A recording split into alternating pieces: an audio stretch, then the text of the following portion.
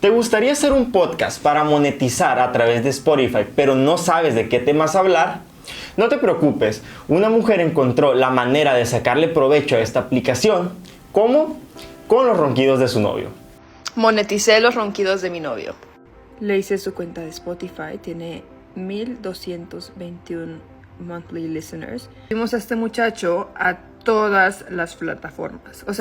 Pero ¿a quién le pagan $32 por subir ronquidos del novio?